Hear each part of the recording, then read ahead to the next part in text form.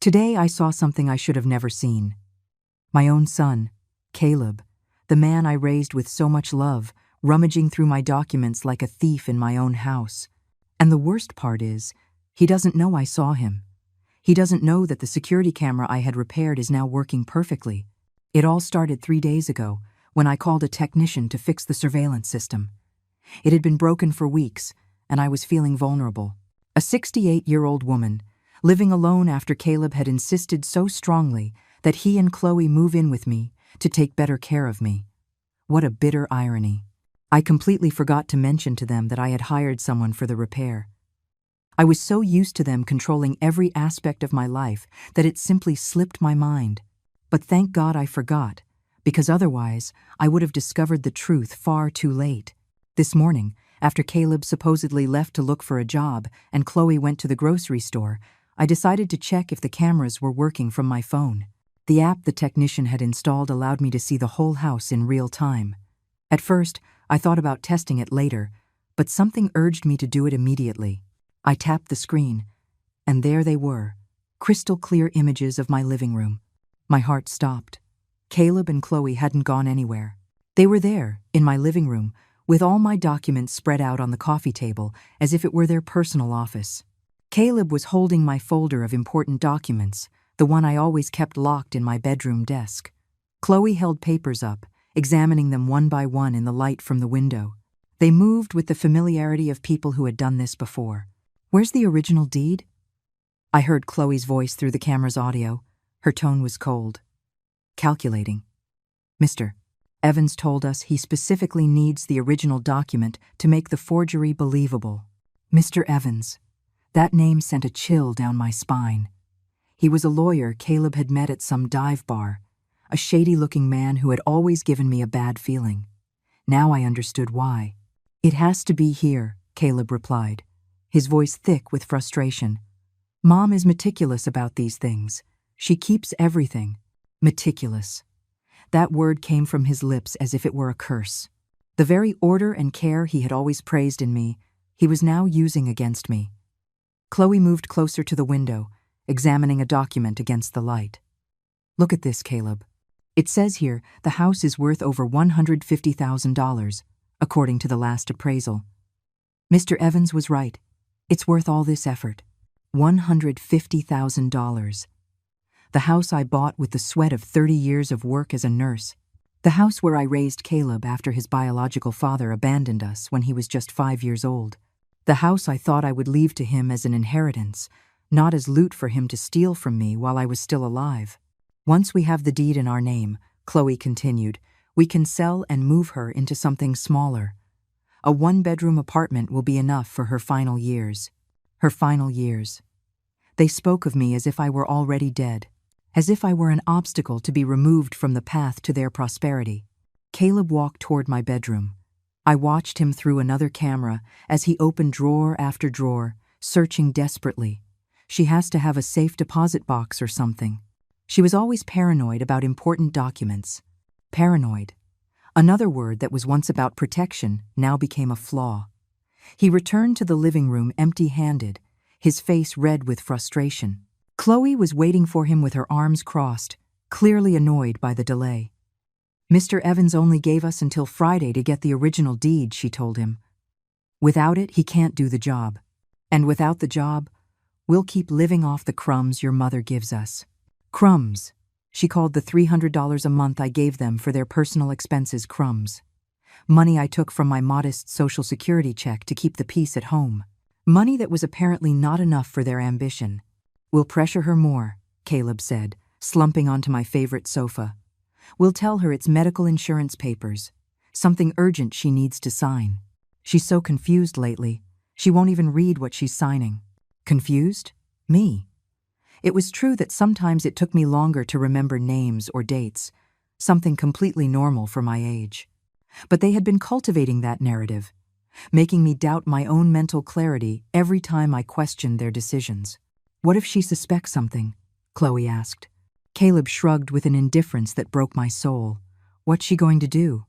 Call the police on her own son? Besides, once we sign the papers with Mr.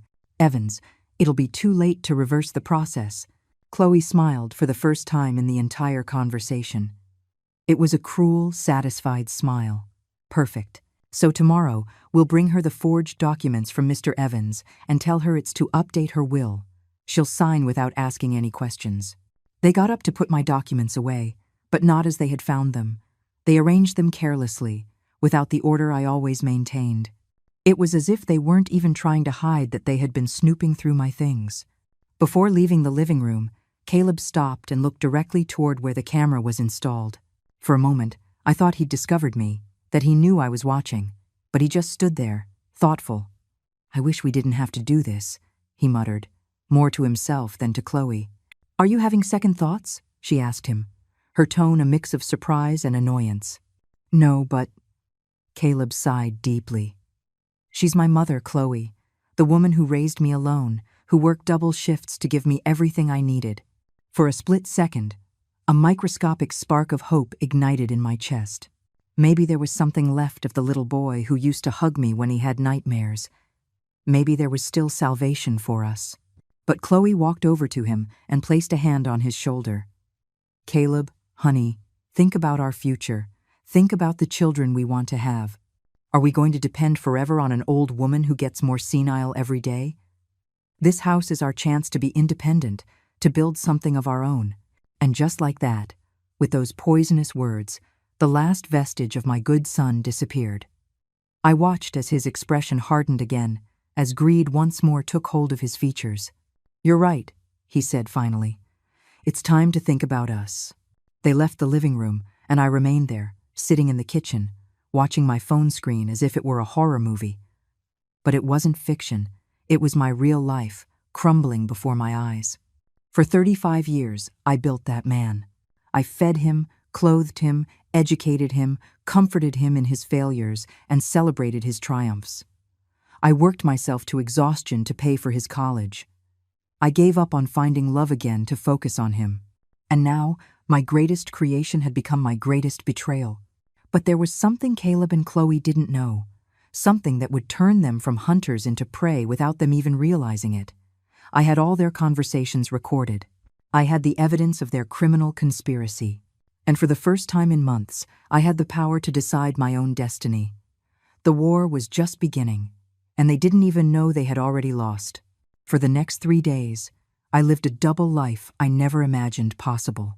On one hand, I was the same old Eleanor, the loving mother who made breakfast, asked about their plans, and smiled when Caleb kissed my forehead before leaving. On the other hand, I was an undercover detective in my own home, documenting every move, every conversation, every piece of proof of the greatest betrayal of my life. Technology had become my secret ally. The app the technician installed on my phone allowed me to access the cameras 24 hours a day. I could see the living room, the kitchen, the main hallway, even part of the room that Caleb and Chloe had turned into their private sanctuary. On Tuesday morning, I watched them plan their next steps. Chloe was sitting on my sofa, her laptop open and several papers scattered around her. Caleb paced back and forth, clearly nervous. "Mr. Evans says he has the documents ready," Chloe reported, reading something on the screen. "But he needs us to bring the original deed to make the final signature comparisons." "What if Mom notices it's missing?" Caleb asked, biting his nails. A habit he'd had since childhood that I had always tried to correct. Chloe looked up with that cold smile. I was beginning to know all too well. "Caleb, your mother is 68 years old. She hasn't looked at those documents in months. Besides, we can just borrow it for a few hours and put it back before she even notices. Borrow it." They talked about stealing the deed to my house as if it were a library book. But what if? Caleb stopped mid-sentence and glanced toward the kitchen, where I was supposedly making lunch. "If what?" Chloe insisted. "What if she suspects something? I've noticed she's been more attentive lately, like she's watching us." My heart raced. Had I been that obvious? Had they found me out? Chloe laughed dismissively. "Caleb, please. Your mother spends most of her day watching her soap operas and talking to herself. If she were that attentive, she would have noticed you've been lying about looking for a job for 2 weeks. 2 weeks. So he wasn't even looking for work, as he had told me. It was all part of their act to keep me calm while they executed their plan. You're right, Caleb admitted, though his voice still sounded unsure. It's just, I don't know. I feel like she's judging me all the time. That's your guilt, Chloe retorted coldly. You still see that woman as your sainted mother instead of what she really island. An obstacle to our future. An obstacle. That word echoed in my head like a funeral bell. To the woman my son had chosen as his life partner. I was not a person. I was simply something to be removed from the path. Besides, Chloe continued, snapping her laptop shut, once we have the house, we can look for a decent nursing home for her. Something affordable but comfortable. With the $150,000 from the sale, we can invest in our own business and still have enough left over to take care of her properly. A nursing home. The phrase hit me like a hammer to the chest. They wanted to sell my house and lock me away in an institution with the money from my own property. The cruelty of their plan was so refined it almost seemed professional. Caleb sat down next to her, and for the first time in days, he seemed to relax. You really think it will work? Mr. Evans has done this before, Chloe replied, stroking his hair as if he were a small child. He says he has a contact at the county records office who can expedite the property transfer. In 2 weeks, max, the house will be in our name. 2 weeks. They had everything timed with military precision. And the money? Caleb asked. Mr. Evans is charging $5,000 for the whole process. It's expensive, but consider that we're talking about a net profit of over $100,000. It's an investment worth making. $5,000. The price they had put on my trust, my home, my dignity as a mother. For the rest of the day, I acted with superhuman normalcy. I made their favorite meals. I asked about their plans. I even offered them extra money to go out to the movies. Every smile I forced onto my lips hurt me physically, but I needed time to process what I had discovered and plan my next move. That night, when they finally went to sleep, I sat in the kitchen with a cup of tea and my phone. I reviewed all the day's recordings, making mental notes of every important detail. I had complete conversations where they confessed their criminal plan. I had dates, names, specific amounts. I had enough evidence to destroy their lives if I wanted to, but something stopped me from calling the police immediately. Maybe it was the last shred of hope that Caleb would come to his senses. Maybe it was my need to fully understand just how far they were willing to go. Or maybe, deep in my heart, I needed a direct confrontation before taking irreversible steps. Wednesday dawned with a light rain that tapped against the windows like tears from the sky. Caleb and Chloe ate breakfast in silence, exchanging knowing glances that I pretended not to notice. There was a different tension in the air, as if something important was about to happen. Mom, Caleb said after finishing his coffee, we need to talk to you about something important. This was it, the moment they had been preparing for. Of course, sweetie, I replied, sitting across from them at the dining room table. What is it? Chloe cleared her throat and placed a folder I didn't recognize on the table.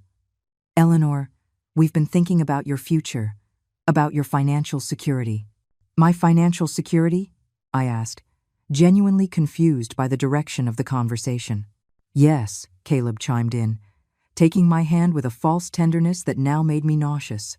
We've been looking into wills, medical insurance, those kinds of important things that everyone your age should have in order. Chloe opened the folder and pulled out several official-looking documents. A lawyer friend of Caleb's helped us prepare some papers to update all your legal documentation. They're standard forms, nothing complicated. Mr. Evans. It had to be him who had prepared these fraudulent documents. What kind of documents? I asked, feigning the naivety they expected of me.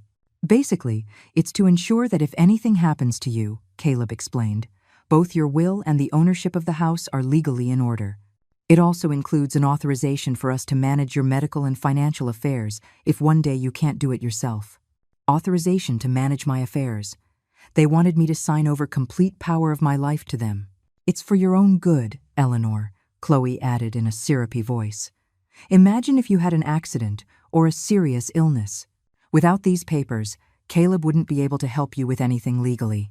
They pushed the documents toward me, and I could see they were filled with complicated legal terms. entire paragraphs in small print, designed to be difficult to read and understand. But I managed to make out key words: transfer, assignment of rights, irrevocable power. I don't really understand all of this, I said, holding the papers and feigning confusion. Could you explain it to me more slowly? I saw a flash of impatience cross Chloe's face, but Caleb maintained his compassionate smile. Mom, it's boring technical stuff, he said. The important thing is that you sign here, here, and here. He pointed to several lines marked with small X's. The lawyer says it's urgent because there are changes in the tax laws that could affect you if you don't update these documents before next month. Lies. It was all elaborate lies to pressure me into signing without reading. What if I want to read it all first? I asked. I'm a slow reader, but I like to understand what I'm signing. Chloe's mask of patience began to crack. Eleanor, it's over 20 pages of legal jargon. It would take you days to fully understand it, and like Caleb told you, it's urgent. Besides, Caleb added, we trust that the lawyer did everything correctly. He's a very respected professional. Respected. Mr. Evans, the man who, by their own words, had done these kinds of frauds before. Well, I said finally, placing the papers on the table. Let me think about it until tomorrow. It's a very important decision, and I want to be sure. The silence that followed was so thick you could have cut it with a knife. Caleb and Chloe exchanged an alarmed look they tried to hide. Mom, Caleb said, his voice taking on a firmer tone. We really need you to sign today. The lawyer gave us an appointment for early tomorrow morning, and if we don't bring the signed documents, we'll lose our chance. What chance? I asked.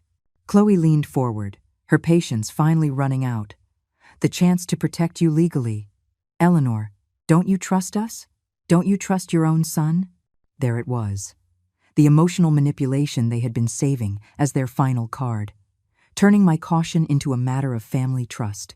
Of course I trust you, I lied, picking up the pen Caleb had placed next to the documents. I just wanted to be sure. I saw them relax immediately. Their faces lit up with a mixture of relief and anticipated victory.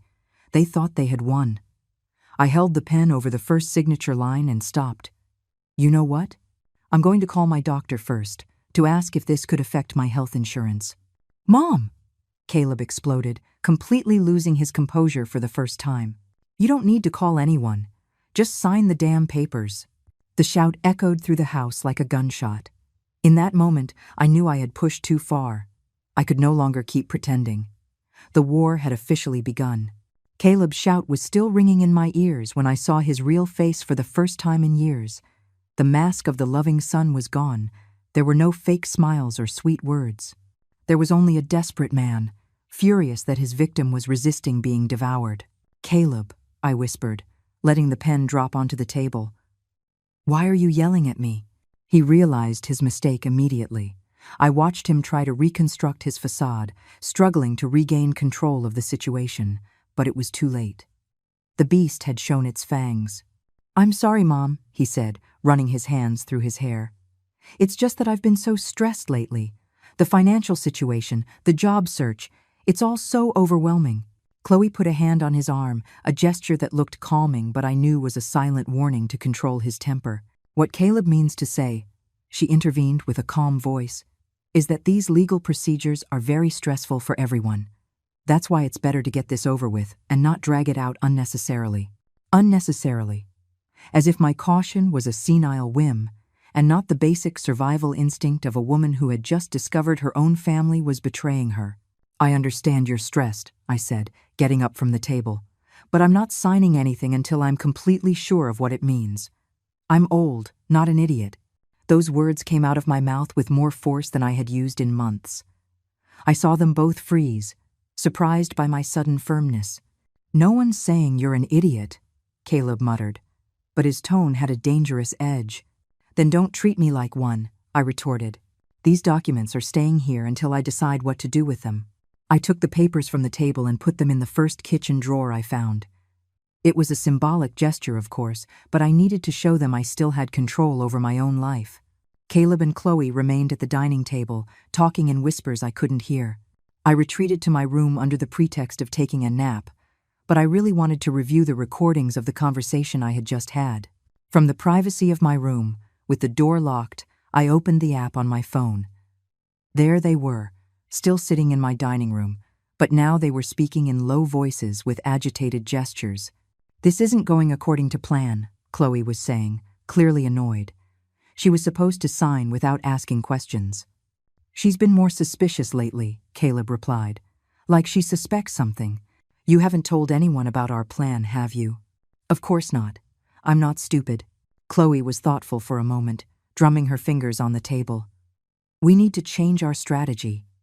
If she won't sign willingly, we'll have to pressure her another way." "What do you suggest?" "Your mother depends on us financially for a lot of things, right? The private medical services, the big shopping trips, the extra expenses." "Yeah, but her Social Security covers the basics." "Exactly, the basics." Chloe smiled maliciously. What would happen if suddenly those extra expenses disappeared? If she had to live solely on her pension?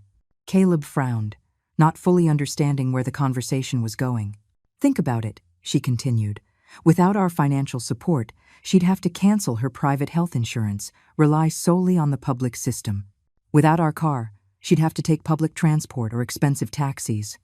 Without our help with the shopping, she'd have to carry heavy bags by herself." The perversity of their plan began to take shape before my eyes. They wanted to create an artificial crisis in my life to force me to depend completely on them. "That's brilliant," Caleb admitted, and the pride in his voice made me feel nauseous. "If we pressure her financially, she'll have no choice but to sign the documents to ensure our continued support." "Exactly. And if she resists, we simply tell her we can't afford to help her because we don't have stable jobs. That we need legal certainty about our shared future to justify that emotional and financial investment." Investment.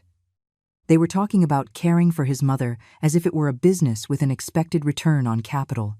"How long do you think she'll last?" Caleb asked. A 68-year-old woman, accustomed to a certain level of comfort, suddenly facing severe economic restrictions. Chloe shrugged. 2 weeks. Tops. 2 weeks. The same time frame they had mentioned before to complete the legal fraud. They got up from the table and headed toward their room. I heard them discussing the specific details of their economic pressure plan. They would cancel my supplemental health insurance that very day, deny me the use of the car for my medical appointments, and stop doing the grocery shopping that required heavy lifting. It was a plan of economic abuse designed to break my psychological resistance. And the most terrifying part was how well thought out it was. They knew exactly where my vulnerable points were and how to attack them methodically. That afternoon, while pretending to watch television in the living room, I observed them execute the first phase of their new strategy. Caleb called the health insurance company. "Yes, I want to cancel the supplemental policy for Eleanor Vega," I heard him say into the phone. "Effective immediately." "Correct. I'm her son, and I have legal authority for these matters." A lie. He had no legal authority over my affairs, but apparently the company didn't verify that information. Chloe, for her part, reviewed all the expenses they had been covering in recent months. She made a detailed list in her notebook. Specialized medications, transportation to medical appointments, grocery shopping, occasional cleaning services. "Tomorrow we start cutting all of this," she told Caleb when he returned from his phone call. "And when she asks us why, we tell her we're going through an economic crisis that prevents us from helping her like before. And what if she accepts living with fewer comforts?" "She won't," Chloe responded with absolute confidence. "I've watched your mother for months. She's a woman accustomed to a certain order, a certain quality of life. When she feels all of that is in danger, she'll sign whatever is necessary to regain stability." They were right about one thing. I was accustomed to a certain standard of living, but they were completely wrong to think I wasn't willing to sacrifice it to maintain my dignity and independence. That night, after they had gone to sleep, I sat in the kitchen to plan my own strategy. I had recordings of all their conspiracies, clear evidence of attempted fraud, and now also of economic abuse toward an elderly person, but I still wasn't ready to involve the authorities. There was something inside me, maybe the maternal part that still hoped for a miracle, that needed to give Caleb one last chance to reconsider.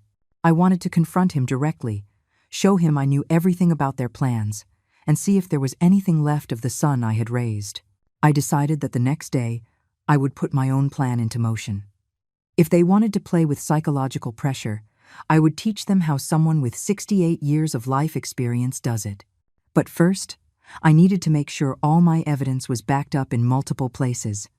I copied all the videos and audio to a USB drive that I hid in a place they would never think to look. I also sent copies by email to an account I had created specifically for this purpose. If something happened to me, if they somehow managed to incapacitate me legally or physically, at least a complete record of their crimes would exist. Thursday dawned with a bright sun that contrasted brutally with the darkness that had settled in my home.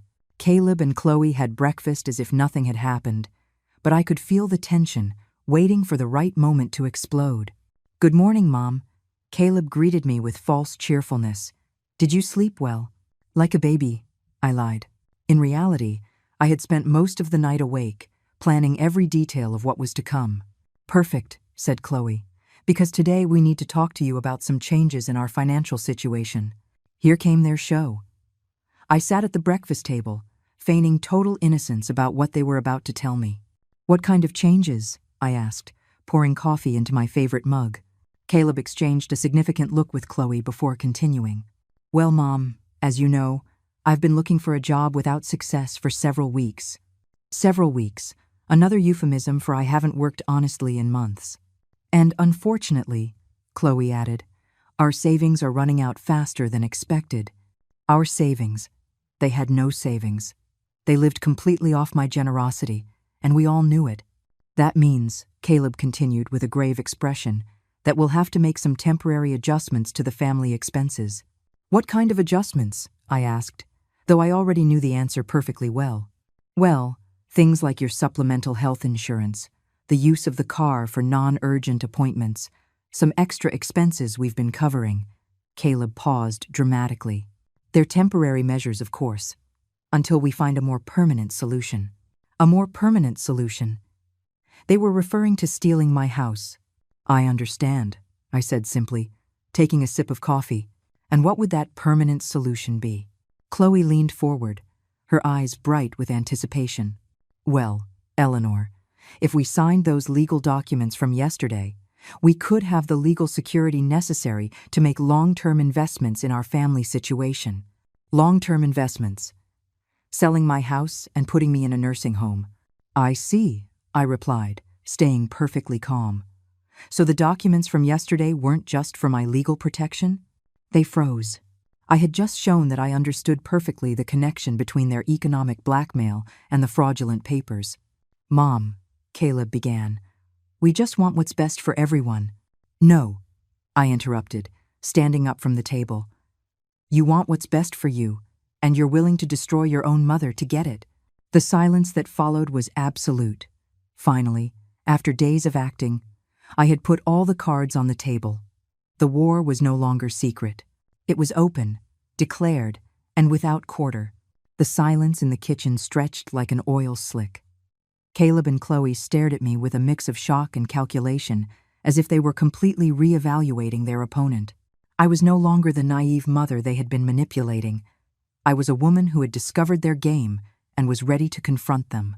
"Mom," Caleb finally said, his voice laden with a false concern that I now found repulsive, "I think you're misinterpreting our intentions." "Really?" I replied, crossing my arms.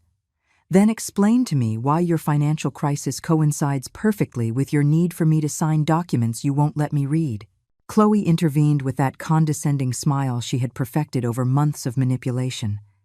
"Eleanor, I understand you might feel confused by all this complex legal information." "I'm not confused," I cut her off sharply. "I'm betrayed." The word landed on the table like a bomb. I watched Caleb physically flinch, as if he finally understood the magnitude of what he had been doing.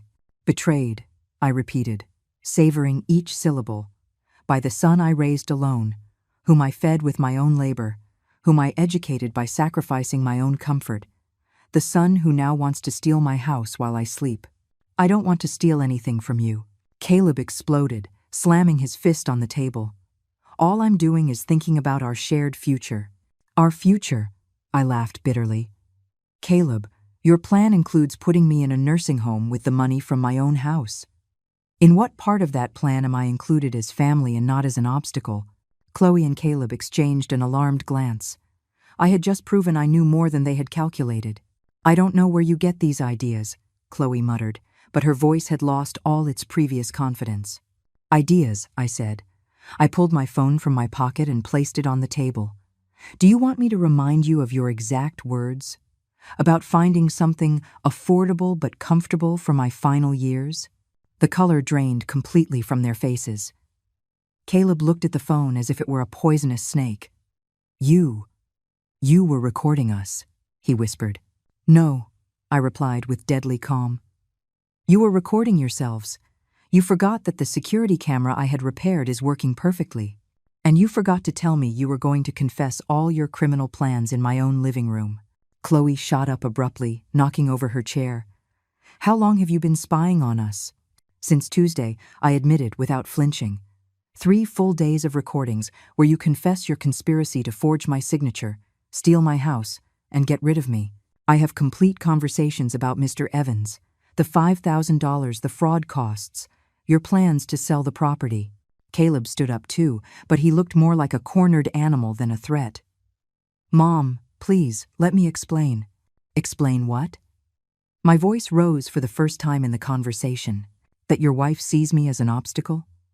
That you've been lying about looking for a job while you plan to rob me? That you consider my life to be worth only the $150,000 you can get for my house? It's not like that, he shouted, but his eyes were filled with tears of desperation, not sincerity. Then tell me, Caleb. I stepped toward him until we were face to face. When Chloe said it was time to stop seeing me as your sainted mother and start seeing me as an obstacle, what was your answer? Silence. He knew he couldn't lie because I had the exact recording of that conversation. Your answer, I continued relentlessly, was, "You're right. It's time to think about us." Those were your exact words. Caleb, after 35 years of sacrificing for you, you decided it was time to sacrifice me for you. Caleb collapsed into his chair, covering his face with his hands. For a moment, I thought regret had finally arrived, the realization of what he had been doing. But Chloe hadn't given up. All right, she said, regaining some of her composure.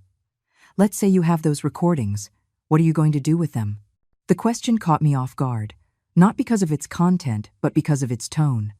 There was no panic, no plea. There was a challenge. Excuse me? I asked. I'm asking what you plan to do, she repeated, crossing her arms. Because as far as I know, Caleb is still your son. Are you really going to destroy your own family over a house? The audacity of her response left me speechless for a moment. Even after being completely exposed, she was still trying to manipulate me. Destroy my family, I repeated slowly. Chloe, you two already destroyed this family. I'm simply defending myself. Defending yourself, she scoffed. A 68-year-old woman, alone, with no other family but us. What are you going to do, Eleanor? Call the police? Report your only son? There was something in her tone that put me on high alert. It wasn't just arrogance. It was confidence, as if she knew something I didn't. If necessary, I replied. Chloe smiled, and that smile was pure malice. And who's going to believe you? An elderly woman who lives alone, who by her own admission has been spying on her family, who has obvious issues with trust and paranoia. I have proof. You have illegally obtained recordings, she interrupted. Recordings made without our consent on a property where we have a legal right of residence. Any mediocre lawyer would have them thrown out in 5 minutes. My heart began to beat faster. Was that true? Had my recordings lost their legal value because of how I obtained them? Besides, Chloe continued, now circling the table like a predator, who is going to take a woman seriously who is clearly developing paranoid behaviors, spying on her own family, inventing conspiracies, socially isolating herself? I'm not socially isolating myself, I protested, but my voice sounded less sure. Aren't you? She stopped in front of me. When was the last time you spoke to a friend? When was the last time you left this house for anything that wasn't strictly necessary? Caleb has told me how you've been behaving lately. The mood swings, the distrust, the forgetfulness. Caleb lifted his head and, for the first time since the confrontation began, spoke with something resembling his old confidence. "It's true, Mom. I've been worried about you. That's why we wanted you to sign those documents, to ensure that if your mental health continues to deteriorate, we have the legal tools to help you." Deteriorating mental health. They were building an alternative narrative where I was the villain of the story, the paranoid old woman who had misinterpreted gestures of love as criminal conspiracies. "You know perfectly well there's nothing wrong with my mental health," I said, but I could feel doubt beginning to creep into my voice. "Really?"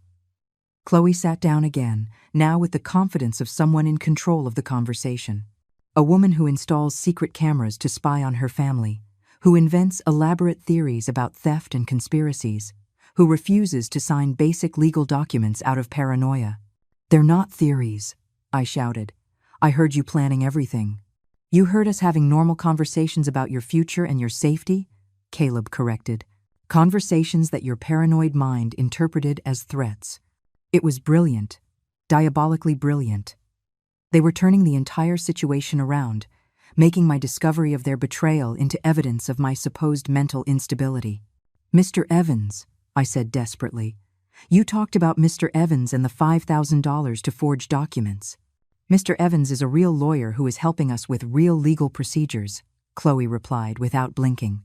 "The $5,000 are his fees for a complex job of updating documents. All completely legal." "And the nursing home? The talk of selling the house?" Caleb sighed, as if he were talking to a petulant child. "Mom, we talked about future options in case you ever need specialized care. It's something all responsible families consider." I felt as if the floor was opening up beneath my feet.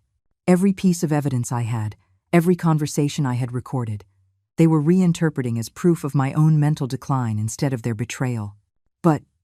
But you said I was an obstacle," I murmured, feeling my confidence drain away. "We said your resistance to planning for your future was an obstacle to helping you properly." Chloe corrected with a patient tone, as if speaking to a psychiatric patient. "Mom," Caleb came over and put his hands on my shoulders. "We're worried about you. This behavior isn't normal. The paranoia, the accusations, spying on your own family. Maybe you need to talk to someone, a professional, a psychiatrist." They wanted to make me seem crazy to invalidate any resistance to their plans. But then I remembered something they couldn't reinterpret or manipulate. "If everything is so innocent," I said, regaining some of my strength, "then you'll have no problem showing those documents you want me to sign to an independent lawyer. Not Mr. Evans. Someone I choose." The silence that followed gave me all the answer I needed. Chloe and Caleb looked at each other, and in that look, I saw the panic they had been hiding under their new strategy of manipulation. "Of course," Chloe finally said, but her voice had lost all its previous confidence. "Whenever you want." But I knew it was a lie. And they knew that I knew it was a lie. The war had entered a new phase. It was no longer just about fraudulent documents or stolen houses. It was about my sanity, my credibility, my right to be believed. And that was a war I was not willing to lose. The next few days were the strangest of my life. Caleb and Chloe had completely changed their strategy, but not toward honesty, but toward something far more sinister. They were treating me as if I were a mental patient who needed specialized care. It all started that very afternoon when I heard Caleb make a phone call that chilled my blood. "Dr. Ramirez, this is Caleb Vega, Eleanor's son," he said from his room, but loud enough for me to hear from the hallway. "I'm very worried about my mother's mental state. She has developed very severe paranoid behaviors." Dr. Ramirez had been my primary care physician for 15 years, a woman I trusted completely and who knew my medical history better than anyone. "Yes, doctor, severe paranoia," Caleb continued. "She believes we're conspiring against her, that we want to steal her house. She even installed secret cameras to spy on us. We're very worried." The horror of what he was doing paralyzed me. He was building a false medical record of my supposed dementia, using my own discovery of his betrayal as evidence of a mental illness. "When did it start?" Caleb paused, as if carefully considering his answer. "Gradually, over the last few months. But this week it intensified a lot. Yesterday, she directly accused us of wanting to put her in a nursing home. Another pause. Yes, doctor, I understand it's a delicate matter. But frankly, we're scared. We don't know how far her paranoia might go. Scared. They had turned my discovery of their criminal plan into a threat against them. I ran to my room and locked the door. My hands trembled as I opened the camera app on my phone. I needed to record this conversation too, but when I tried to access the audio from their room, I discovered a technical problem. That specific camera's audio wasn't working. A coincidence? I highly doubted it. For the rest of the afternoon, Caleb and Chloe treated me with an exaggerated kindness that was more terrifying than their previous hostility. They spoke to me in soft voices, as if I were a small child or a very sick person. "Mom, are you feeling okay? You look a little pale," Chloe would add. "Have you been sleeping well? Haven't you had any strange nightmares?" Every question was a trap. If I said I felt confused, it confirmed their narrative of mental decline. If I said no, they could interpret my denial as evidence that I was unaware of my own condition. That night, from my room, I heard them planning the next phase of their strategy. "Tomorrow I'll call Dr. Ramirez to schedule an urgent appointment," Chloe was saying. "We need a professional to officially document the deterioration of her mental state." "What if she refuses to go?" Caleb asked. "She can't refuse. We'll tell her it's a routine checkup for her blood pressure. Once she's in the office, we'll talk to the doctor privately to explain the real situation." "Do you think the doctor will believe us?" "Caleb, we're her family.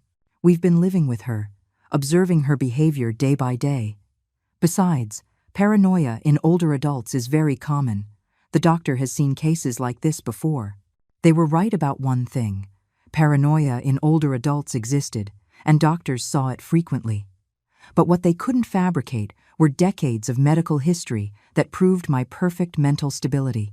Or maybe they could. The next day, Friday, Caleb announced at breakfast that he had scheduled a doctor's appointment for me. "It's just a routine checkup, Mom," he said with that new condescending voice he had developed. "To check your blood pressure and make sure everything is okay." "I don't need a checkup," I replied. "I feel perfectly fine." "Of course you feel fine," Chloe intervened. "But at your age, it's important to have regular checkups. Besides, you've been a little different lately. More nervous, more distrustful." "I'm not nervous or distrustful," I said firmly. "I'm alert because I discovered my own family was betraying me." Caleb sighed dramatically, as if dealing with a difficult patient. "Mom, please, no one is betraying you. Those are exactly the ideas we need the doctor to review." Ideas. They had reduced my discovery of their criminal conspiracy to ideas that needed medical evaluation. "I'm not going to any doctor," I declared. "Yes, you are," Caleb replied. And for the first time in days, his voice regained some of its previous hardness. "It's for your own good. And if I refuse?" Chloe smiled with that fake sweetness she had perfected.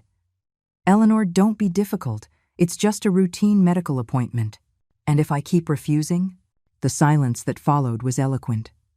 I saw in their eyes that they had a plan for that contingency too. "Well," Caleb finally said, "we would have to consider other options, for your safety and ours." "Other options? An involuntary psychiatric commitment? Probably." "I understand," I said simply. That afternoon, while they were supposedly out shopping, I called Dr. Ramirez directly. "Doctor, this is Eleanor Vega," I said when I finally got through to her. "Eleanor, what a coincidence you called. Your son was just here yesterday, very worried about your mental state." My heart sank. Caleb had already planted the seeds of his false narrative. "Doctor, I need to speak with you personally, but not at the appointment Caleb scheduled. In private." There was a pause. "Eleanor, do you feel safe in your home? Is your son treating you well?" It was a loaded question. Dr. Ramirez had experience with elder abuse, but Caleb had managed to position himself as the concerned son instead of the abuser. "Doctor, my son and his wife are trying to steal my house using fraudulent documents. When I discovered them, they decided to make me look mentally incompetent to discredit my accusations." Another pause, longer this time. "Eleanor, those are very serious accusations. Do you have any proof of what you're saying?" I have complete recordings of their conversations where they confess the entire plan. I see. Her tone had become more professional, more cautious. Would you like to come to my office so we can discuss this calmly? I can see you early tomorrow, before my regular hours. Without Caleb. It was my chance. Perhaps the only one I would have before their plan went too far. Yes, doctor. Early tomorrow. Perfect.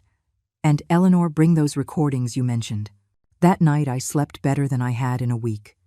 I finally had an ally, someone who could hear my side of the story without Caleb and Chloe's filters.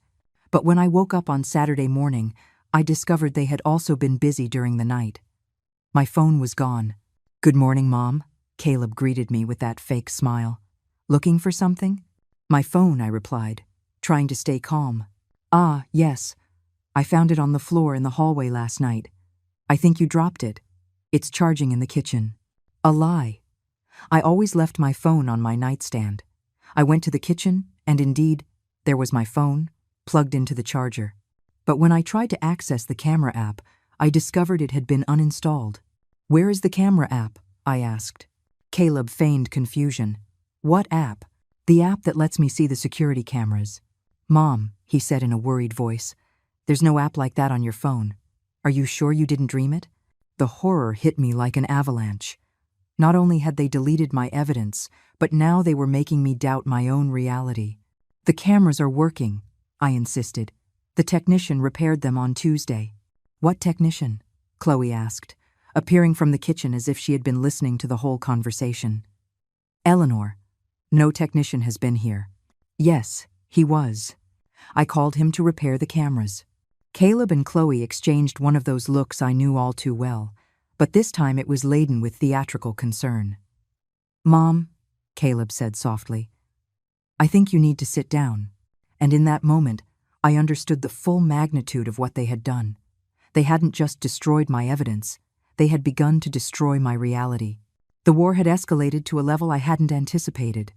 It was no longer just about stealing my house. It was about stealing my sanity.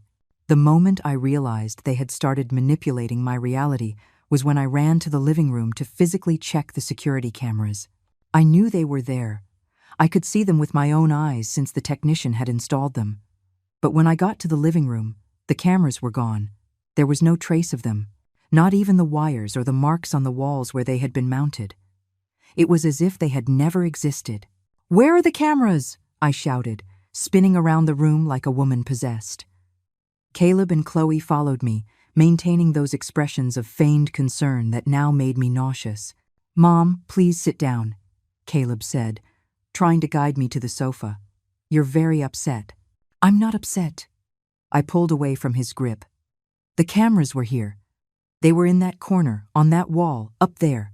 I pointed frantically to all the places where I remembered seeing the cameras installed. Eleanor, Chloe intervened with a calm voice. There have never been any cameras here.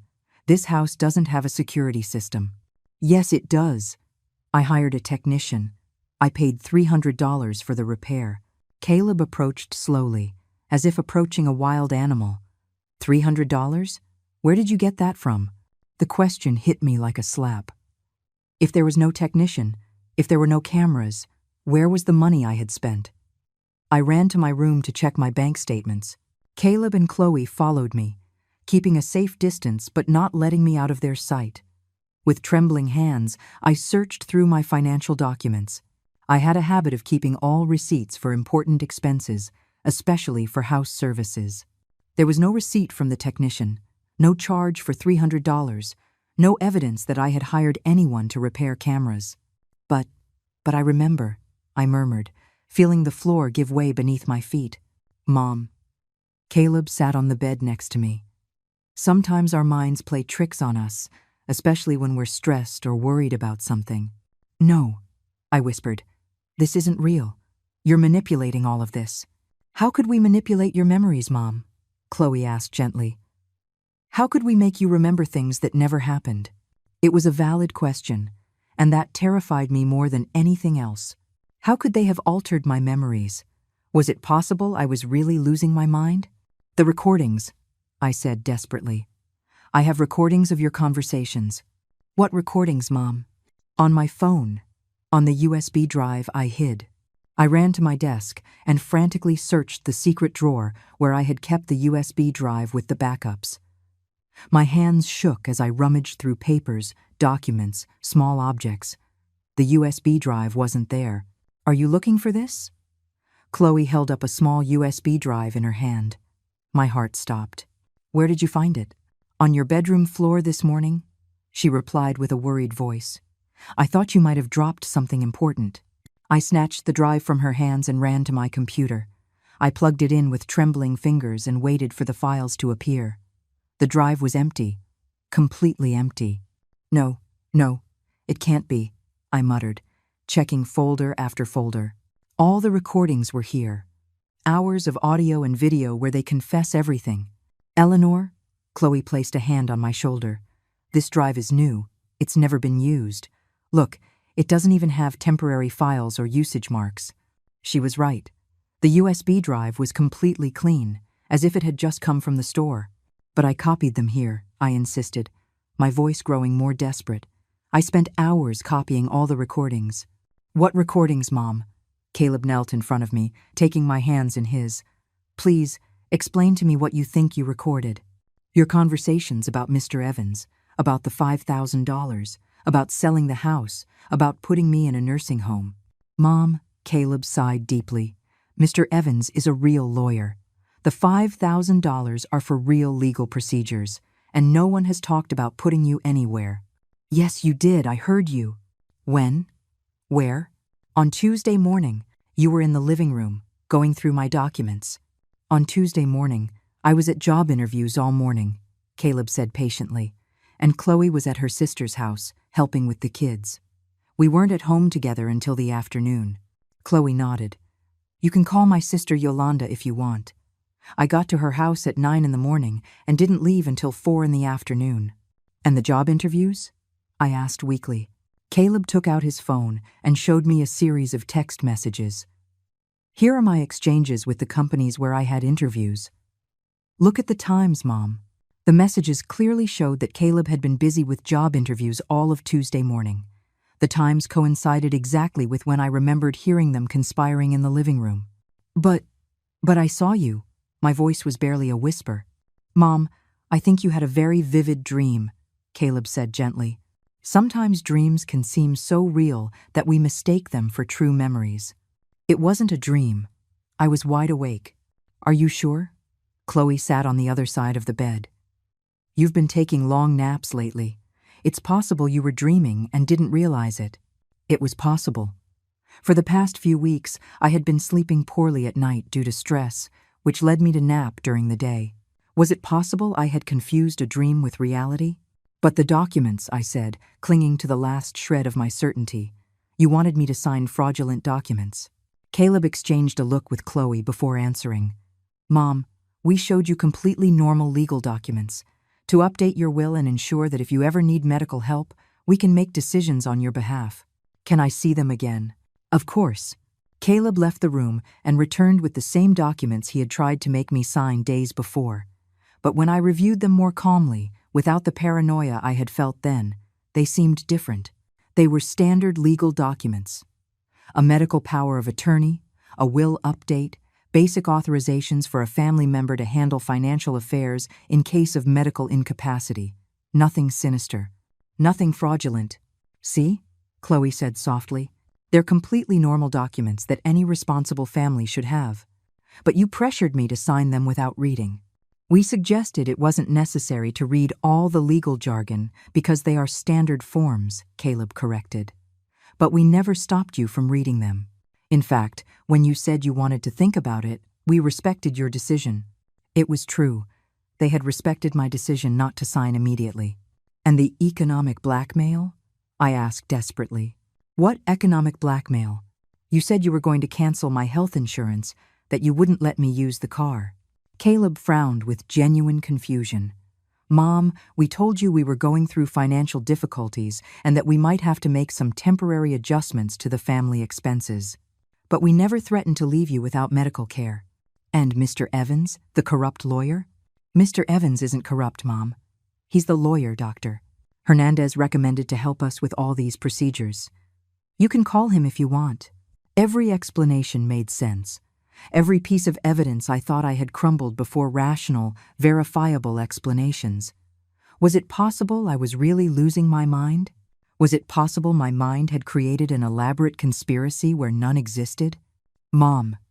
Caleb took my hands and looked me straight in the eye. We're worried about you.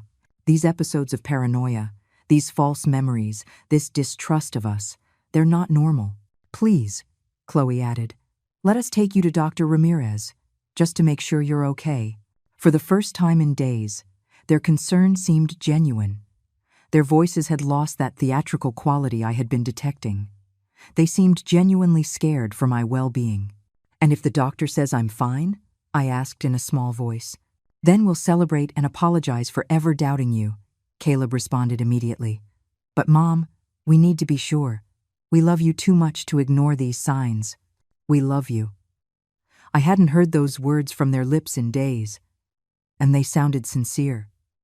Was it possible that it had all been a product of my imagination? Was it possible that stress, loneliness, age had conspired to create fantasies so vivid that I had mistaken them for reality? Okay, I finally whispered. I'll go to Dr. Ramirez. Caleb and Chloe sighed with visible relief. Thank you, Mom, Caleb said, hugging me tightly. Everything's going to be okay, I promise. As he hugged me, a very small part of my brain was still screaming that something wasn't right, that this was all too convenient, too perfect. But that voice was getting weaker, more distant. Maybe I really was losing my mind. On Monday morning, as I was getting ready to go to Dr. Ramirez's office, something strange happened.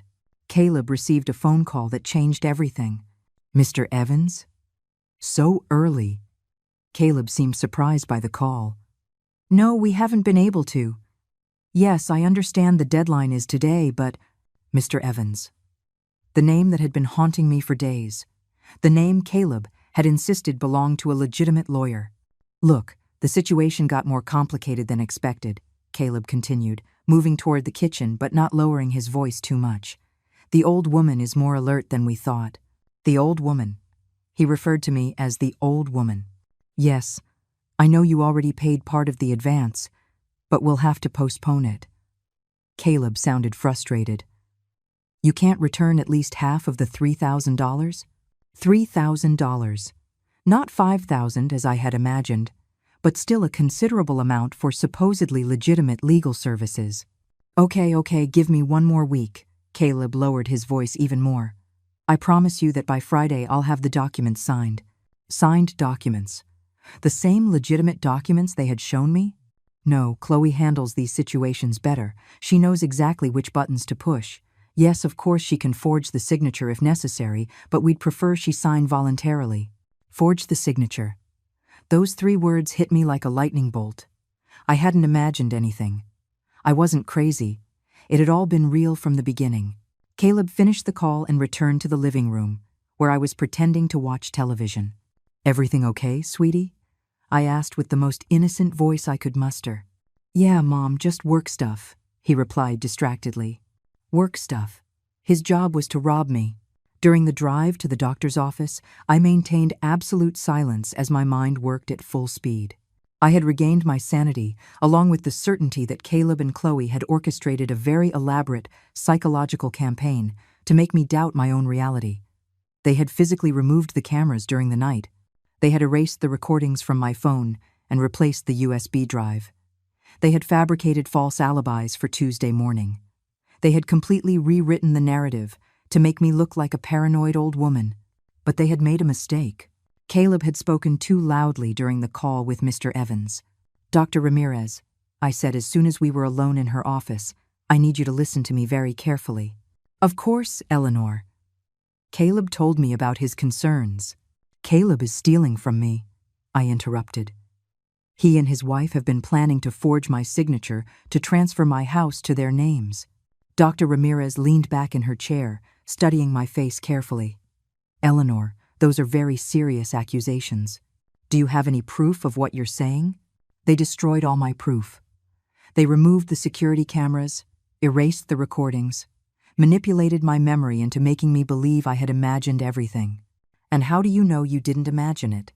Because an hour ago, I heard Caleb talking on the phone with Mr. Evans, the lawyer they're going to hire for the forgery. He mentioned a $3,000 advance and said that Chloe could forge my signature if necessary. Dr. Ramirez took notes as I spoke. Can you repeat exactly what you heard? I recounted the conversation word for word. I saw her expression grow more serious with each detail. Eleanor, these are accusations of fraud and elder abuse. If they're true, we must involve the authorities. But you believe me? I've known your medical history for 15 years. You haven't shown any signs of cognitive decline or dementia. Your last neurological exam was completely normal. But Caleb told you I was developing paranoia. Caleb called me worried. That's true, but after hearing your version, I think there's another explanation for your supposed paranoia. What? That it wasn't paranoia at all. It was correct intuition about a real threat. For the first time in days, I felt validated. I wasn't crazy. I hadn't imagined anything. My instinct had been right from the start. What do you suggest we do? I asked. First, we're going to do a full cognitive exam right here to officially document that you are in full mental faculty. Second, I'm going to give you the contact of a private investigator who specializes in family abuse cases. Third, we're going to talk to a lawyer specializing in elder protection. And Caleb? Caleb can't know anything about this until we have all the legal protections in place. For the next 2 hours, Dr. Ramirez put me through a complete battery of cognitive tests. Short and long-term memory, executive function, spatial and temporal orientation, abstract reasoning ability. I passed all the tests with perfect scores. Eleanor, she finally said, you have the sharpest mind I've seen in a woman your age. There are absolutely no signs of cognitive decline. Can you document that officially? I'm already doing it. This medical report clearly states that you are in full mental faculty and perfectly capable of making legal and financial decisions. We returned home at noon. Caleb and Chloe greeted me with poorly concealed anxiety. How did it go, Mom? Caleb asked. What did the doctor say? She said I'm perfectly fine, I replied naturally, that there's no cognitive problem and that it was probably all accumulated stress. I saw their faces light up with relief and something I recognized as disappointment. Stress? Chloe asked. Stress over what? Over living alone, worrying about the future, not having clarity on my legal documents. I improvised. The doctor suggested that maybe it would be a good idea to finally organize those papers you wanted me to sign. Caleb and Chloe exchanged a look of barely contained triumph. That's great news, Mom, Caleb said. So you're ready to sign those documents? I think so, I lied. But the doctor suggested it would be good to review them calmly first, to fully understand what I'm signing. Of course, Chloe replied quickly. You have all the time you need. Perfect. Could we review them together tomorrow afternoon? I want to be completely sure before I sign. Absolutely. Caleb smiled with that false warmth I knew so well. But now I also had my own secret agenda. That afternoon, while they thought I was taking a nap, I was on the phone for hours. First with the private investigator Dr. Ramirez had recommended. Then with the lawyer specializing in elder protection. Mrs. Vega, the detective told me. We need direct evidence of their fraudulent plan. Would you be willing to wear a hidden microphone to record their conversations? Is it legal? Perfectly legal to record conversations in your own home when there is reasonable suspicion of criminal activity. Then yes. Perfect. First thing tomorrow morning, we'll install the equipment. We'll also place hidden cameras in your living room and dining room. The lawyer was just as direct. With the recordings you obtain and Dr. Ramirez's medical report, we'll have a solid case not only to prevent the fraud but to criminally prosecute your son and daughter-in-law. Criminal prosecution. Conspiracy to commit fraud, attempted document forgery, financial abuse of an elder. We're talking about several years in prison. Several years in prison for Caleb, my son. Is there any alternative? I asked. We can offer a deal where they completely abandon their criminal plans in exchange for not pressing charges, but we would need solid evidence first to have negotiating power. That night, while Caleb and Chloe celebrated in whispers what they believed would be their imminent victory, I carefully planned the trap I was going to set for them. The next day, during our review of the documents, I would have high-quality recordings of everything they said. I would finally have the irrefutable evidence I needed. The hunter had officially become the prey. But they didn't know it yet. Tuesday morning arrived with a crystal clarity that seemed to foreshadow the end of this nightmare. At 7 in the morning, while Caleb and Chloe were still asleep, the private investigator and a specialized technician arrived discreetly at my house. In less than an hour, they had installed high-quality microphones on my clothes and microscopic cameras in strategic places in the living and dining rooms, all completely invisible, but capable of capturing every word and gesture with perfect clarity. Remember, Mrs. Vega, the detective instructed me before leaving. Try to get them to specifically confess their forgery plans. We need them to clearly say they are going to forge your signature or that they are going to use fraudulent documents. What if they suspect something? Act exactly as you have been. Be cooperative, but cautious. They expect you to be that way after everything that has happened. At 2 in the afternoon, just as we had agreed, we sat down in the dining room to review the documents. Caleb had spread all the papers on the table, and Chloe had a pen ready next to each page that required a signature. "All right, Mom." Caleb began with that exaggerated patience he had perfected. "We're going to review each document so you understand exactly what you're signing." "Perfect," I replied, discreetly adjusting my blouse to ensure the microphone captured everything clearly.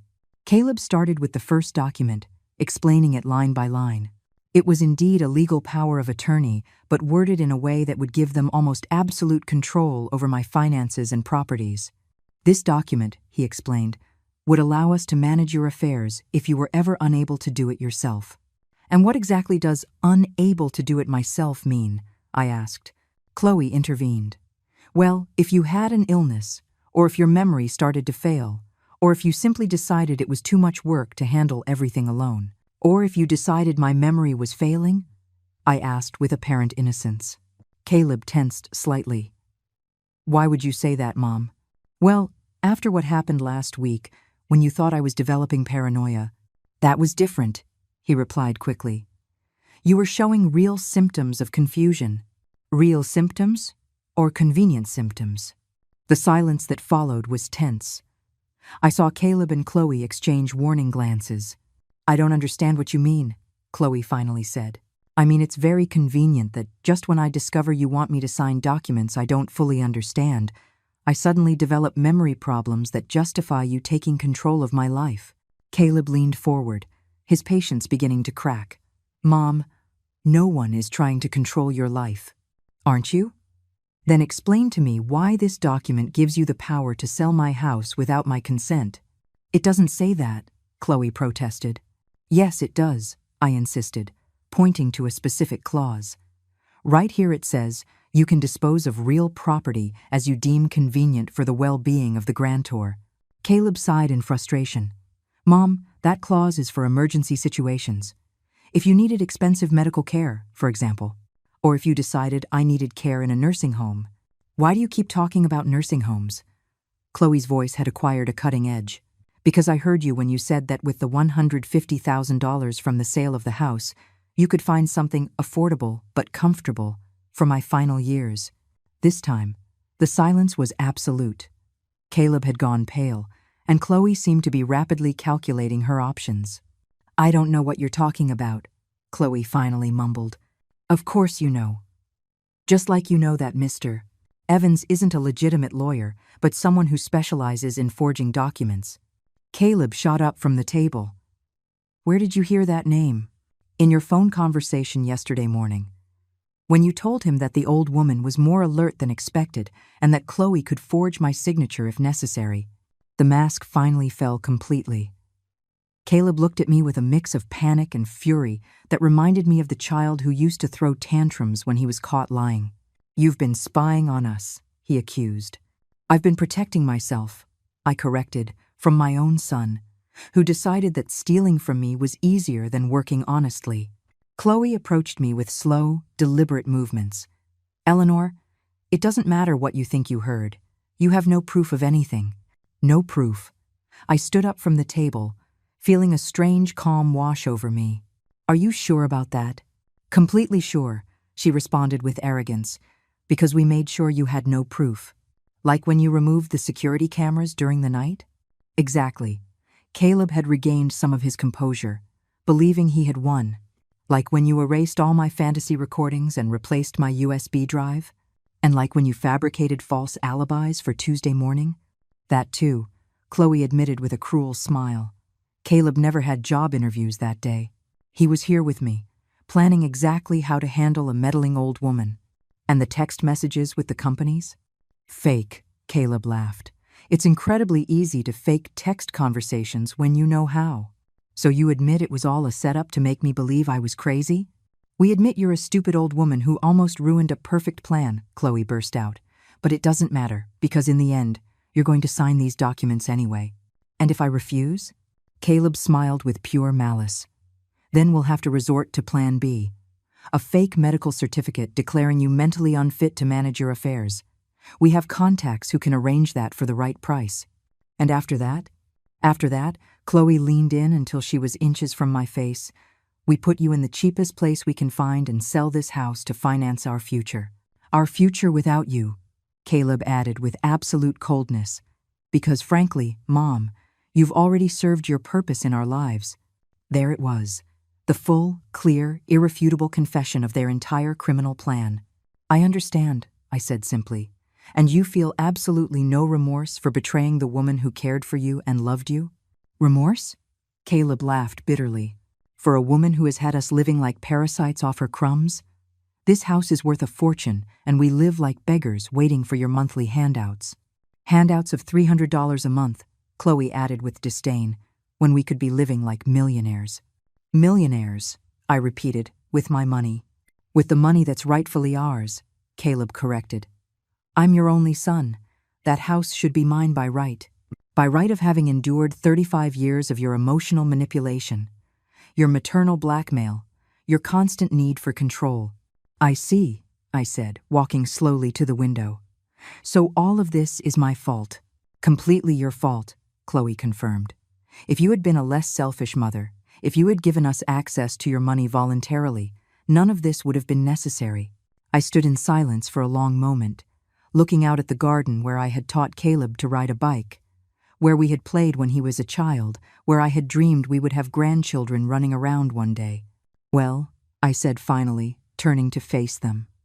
I suppose now I fully understand who you really are. And now that you understand, Caleb held out the pen to me. You can sign these documents and make all of this easier for everyone. I took the pen between my fingers and held it over the first page. You know what, Caleb? I said with a smile he couldn't interpret. You're right about one thing. About what? That I'm a stupid old woman. And then I dropped the pen on the table. But I'm not stupid enough to sign my own death sentence. The look of confusion on Caleb and Chloe's faces lasted exactly 3 seconds before the front door opened, and in walked the private investigator, 2 uniformed police officers, and my lawyer specializing in elder protection. Good afternoon, the detective said in a professional, calm voice. I'm Detective Joaquin Morales. Caleb Vega and Chloe Herrera, you are under arrest for conspiracy to commit fraud, attempted document forgery, and financial abuse of an elder. The shock on their faces was absolute.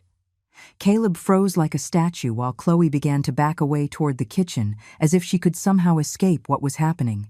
This is impossible, Caleb muttered, looking at me as if I were a ghost. You have no proof of anything. I discreetly pulled out the small microphone that had been hidden under my blouse throughout the conversation and placed it on the table next to the fraudulent documents. Actually, I have high-quality recordings of the entire conversation we just had. Recordings where you explicitly confess your plan to forge my signature, steal my house, have me committed against my will in a nursing home, and obtain false medical certificates to declare me mentally incompetent. The lawyer approached the table and began collecting the documents as he explained. In addition to the audio recordings, we have high-definition video of this entire conversation thanks to the cameras we installed this morning while you were asleep. We also have a complete medical report from Dr. Ramirez that categorically states that Mrs. Vega is in full mental faculty and is completely capable of making legal decisions. Chloe finally found her voice, though it sounded broken and desperate. This is an illegal trap. You recorded us without our consent. False, the detective replied with professional patience. Mrs. Vega has the absolute right to record conversations on her own property when there is reasonable suspicion of criminal activity. Furthermore, you voluntarily confessed all the details of your conspiracy without any coercion. Caleb finally reacted, but not with remorse, but with blind fury. This is all your fault, you damned old woman. If you had been a normal mother, if you had treated us like real family instead of constantly controlling us, none of this would have been necessary. Caleb, I said with a calmness that surprised even myself, for 35 years I worked double shifts as a nurse to give you everything you needed. I gave up on finding love again to focus completely on your education and well-being. I paid for your entire college education, supported you financially every time you lost a job, opened the doors of my home to you when you had nowhere to live. One of the police officers began to read Caleb his rights as he put him in handcuffs, but I continued speaking because I needed to say these words that had been growing in my chest for weeks. All I asked for in return was respect, honesty, and something resembling the filial love that any mother deserves. Instead, you chose to see me as an obstacle to your economic prosperity, as an inconvenient old woman you could manipulate, steal from, and discard when I was no longer useful. Chloe, as the second officer also handcuffed her, screamed in desperation. We took care of you. We lived with you. We kept you company. We helped you with everything. You took care of me the way vultures take care of a dying animal, I retorted without raising my voice, patiently waiting for the right moment to devour the remains. The only difference is that you didn't wait for me to die naturally. You decided to speed up the process through fraud and psychological manipulation. As they were being led to the door, the detective explained to me, Mrs. Vega, with the evidence we've collected, the district attorney is prepared to file charges for criminal conspiracy, attempted fraud, document forgery, financial abuse of an elder, and psychological manipulation with intent to mentally incapacitate the victim. We're talking about sentences that could range from 5 to 15 years in prison for each of them. And if I wanted to offer them some kind of deal? I asked, feeling that last vestige of maternal love that never seemed to die completely. My lawyer intervened. We could consider a deal where they relinquish any future claim on your property or inheritance, maintain a minimum distance of 500 yards from you permanently, and complete family abuse rehabilitation programs. In exchange, you could consider not insisting on the maximum criminal sentence. Caleb, from the front door with his hands cuffed behind his back, looked at me with eyes that mixed hatred and desperate pleading. Mom, please, think about it. I'm your only son. Are you really going to destroy your own family over a house? The question that had been tormenting me for days finally had a clear and definitive answer. Caleb, you destroyed this family the moment you decided my life was worth only the dollars you could get for my house. I'm simply protecting what's left of my dignity and my right to live in peace for the years I have left. After Caleb and Chloe were taken away, I was left alone in my house for the first time in months. The silence was profound, but not frightening. It was the silence of peace regained, of danger eliminated, of betrayal finally exposed and punished. I sat on my favorite sofa, the same one where I had so often comforted Caleb when he was a child, where I had read him stories, where we had watched movies together during his adolescence. Now it was just my sofa again, in my house, in my life that finally belonged completely to me. 3 months later, Caleb and Chloe accepted the deal we offered them. They gave up all rights to my property, agreed to stay away from me permanently, and completed rehabilitation programs. In return, they served only 18 months in prison instead of the 10 years they could have faced. Some people asked me if I didn't regret being so harsh with my only son. My answer was always the same. I didn't regret adopting him when he was a helpless child who needed love. I only regretted not understanding sooner that maternal kindness should never be practiced at the cost of self-destruction. Now I live peacefully in my house, surrounded by neighbors who have become my new chosen family. I've learned that true family is not defined by blood or legal documents, but by mutual respect, honesty, and genuine love. And when I look back at everything I went through, I realized that the woman who emerged from that experience is stronger, wiser, and infinitely freer than the one who went into it. Sometimes, to save yourself, you have to be willing to lose those you thought you loved the most.